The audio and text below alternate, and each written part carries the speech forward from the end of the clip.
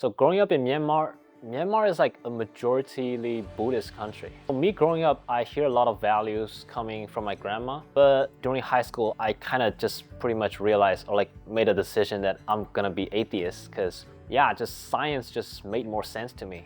And my rejection towards Christianity was simply because it's a rejection towards something I don't understand or like that I don't know. Growing up, my goal for my life is always to get to the best school, get a good job, earn a lot of money, and then figure things out eventually. My upbringing told me that there's no such thing as God, where everything came from evolution. My parents are devout Christians, went to church every Sunday, went to Sunday school, went to like a junior Bible quiz, but it wasn't personal. I started going to church when I was 3, when we were taught the 10 Commandments, and one of the commandments said that we should honor our father and mother. Yeah, what I thought was Christianity is actually just a ploy that all parents pull on their kids to make them obey them. So I think I started attending church regularly, late middle school to high school. And I would just go to church because my parents would go to church every Sunday. And because my parents would go to church every Sunday, it would just be more convenient and easier for me. I just went along. I think getting into Wisconsin-Madison was not my top choice, and I thought the school was really below me. So I really tried to grind my way out of the school to transfer out. I took every class seriously. I locked myself in the dorm. When my classmates reached out to me to help, I even charged them for helping with their homeworks.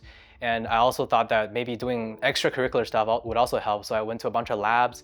I cut off a lot of my social life and my entertainment just to achieve that goal. So I always feel pretty tired. And yeah, it just feels like there's this emptiness that's going on, but I feel like it's gonna be worth it eventually. Being a student is a very core part of my identity. In terms of academics, it was just one area in which I felt like I needed total control over it. I wouldn't ask for help. I wouldn't, rely on other people. I would just try and figure things out for myself, but that didn't really work very often most of the time. Hence why I was anxiously self-reliant.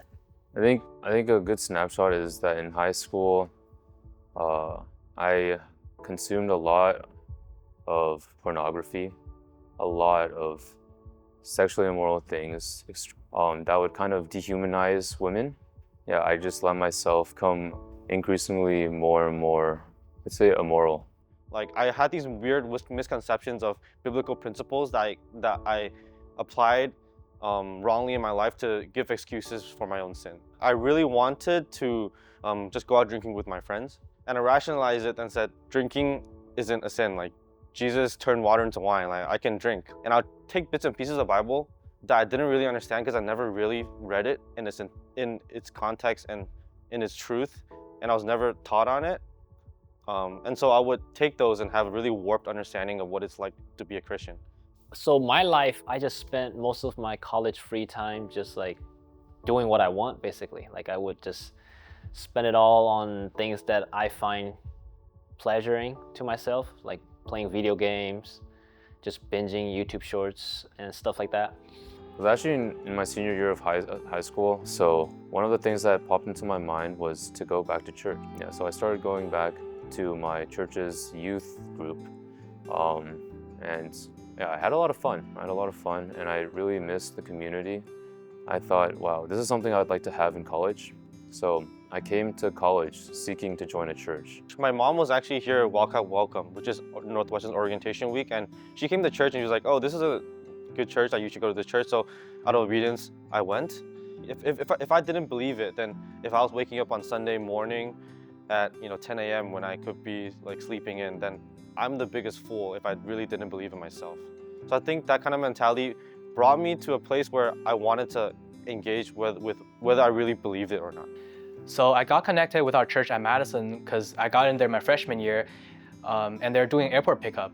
And I met Jimmy, who was my first mentor, and he invited me to a Bible study. Well, my parents warned me specifically not to get involved in any religious activities. So I was like, I'm for sure not going, but he then sent me a picture of the food that night, and it was really good. I didn't have any credit cards, so I was like, yeah, I'm down for free food. That's how I first got into our first event at Madison. I keep on going to their Friday Bible studies, and at one point I started going to services, and a lot of the values that they passed on makes a lot of sense, but I still didn't accept God I didn't acknowledge God to be real. Except the one thing that I heard through these Bible studies was that the idea of the gospel. So I was like, maybe I should check that out. So I decided to take Course 101. The most pivotal point of me actually being able to surrender my life to Christ came after like probably the darkest season of my life, in which like I had a really big like crisis, a mental health crisis. And so made the decision to like take a medical leave of absence. And during that season of time, I had to like focus on what is true about me and like what am I outside of all of that. So while I was home, I just took that as an opportunity to actually kind of, you know, read through the word, spend time with God, actually try and hear like what he was trying to tell me. During that, I realized that those were all things like being loved, being accepted, being worthy. Those were all things I thought up until that point. I thought that I received from being enough or doing enough, whether that be in school, and then, you know, at that point also like, oh, am I doing all the things a good church person should do? And I realized like I am doing none of that, and that all still like remains true. I guess how it all changed was during winter conference. Right away, the get-go, like it was Pastor Ed, and he said something like, you have to wager your life. You have to make a bet with your life. And it just made me think, I have this one life, this one chip, like I have to bet it on something. So I was like, okay, what if I stop rejecting and just put down my guard and try to actually like hear the messages, try to listen to this thing. And wow, like the rest of the winter conference, it was just addressing everything that I was basically that I was dealing with. Broke down a bit because I was like trying to apologize to one of my roommate because he helped me a lot. It made me realize, oh yeah, those 4 years of guys trying to talk to me, those relentless time that they're trying to reach out to me, it's because they care about me. So I was like, okay, I will wager my life. So I think that decision came after Course 101, that everything he commanded me to do in the Bible that I thought were just moral rules were actually he commanded because they were good for me. I came to see that God only wanted the best for me. And so after Course, I decided to give my life for Jesus. Course was a really eye-opening experience for me. I think for the first time I realized that believing in a God or not believing in a God is like equally absurd, and there's good reasons for both. But I think the idea of who Jesus is and his claim really put believing in God an edge over not believing in God. So I think at the end of the course, I think I'm intellectually fine with Christianity. I think it will make sense. And I was wrestling a lot with the idea of pride and giving up my life, so I didn't make a decision right after. After my freshman year, I went back home and kind of just forget about him. I got an internship, I was working on my transfer, and it turned out to be great. A couple weeks after I got into Northwestern, it was one night I was scrolling through my phone because I was really happy that I got in. I remember explicitly praying to God that I wanted to go there. But once I got that result, I attributed a lot of that success to my own effort because I was working really hard to get there. I realized that I have no one to call. All my high school friends, I kind of just ghosted them. All my American friends, they sent me a bunch of Snapchat shots, but then I just ignored all of it. And even to my parents, I feel like I didn't really care about their life. I just care about what my life is about. I just see myself falling back to that trap of an isolated person once again. And at that time, I realized that I really needed someone to cure me. There's no way that I can fix myself. So at that night, I think I prayed a prayer saying that, God, I really need you to change my life. I don't know how exactly you're gonna do this, but I'm willing to surrender my life to you. I'm grateful that our salvation is just sealed. I can rest in the fact that Jesus loved me so much that he accounted for all of the things that I'm so scared of doing or so scared of failing in. He died on the cross because he knew that all of us, we all fall short of the glory of God. And yeah, just that I have a heavenly Father who knows every part of me. I think that that's the biggest thing. I think one of the biggest things that actually got me out of really dark times was all of Psalm 139, just actually reflecting on the fact that he knows everything about me, everything, all the things that I am too ashamed to tell other people, all of the things that I really do deserve, I deserve punishment for. He knows all of that and has never left me, even in those moments, he never left me. And he sent his son to die for me. And all of my debt, the debt that I would have been racking up at this point, that has been covered because of the love of Christ. Thankful for him putting his son on the cross, so even after death, I know I have a place to go to. He loves us and just gave it to us.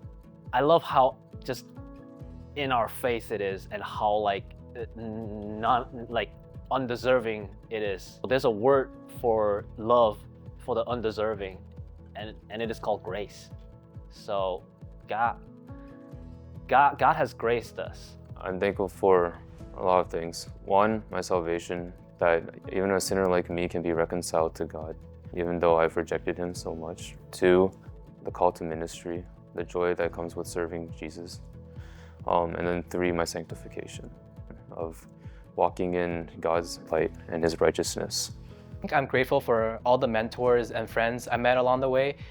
I mean, Jimmy never needed to pick me up, and I think coming to Northwestern, I was a stranger to everyone, but somehow this family welcomed me in. That willingness to connect with me was something that I'd never experienced growing up, and I'm really thankful because no one has the responsibility to do that, but somehow they did it, and that helped me navigate a lot through my journey with Christ. And now that I want to pass it on to other people while I try to minister to other people. I think I'm very grateful for eternity and the concept of eternity, because it means that whatever I do now is not going to matter. It's just like watching the highlights of like a game, like a basketball game, when you already know the score and you know your team is going to win, so you can kind of watch and be happy and smile and kind of like enjoy the highlights and not be nervous like every single moment whether you're going to win or lose. I feel like when Jesus said that it's finished and like eternity it's sealed, I think for me it allows me to actually like really want to tell this news to other people and genuinely want to do that and not be worried about whether what I do is actually really consequential. Because of eternity, I know that the only thing that's worth doing is just sharing it with my friends.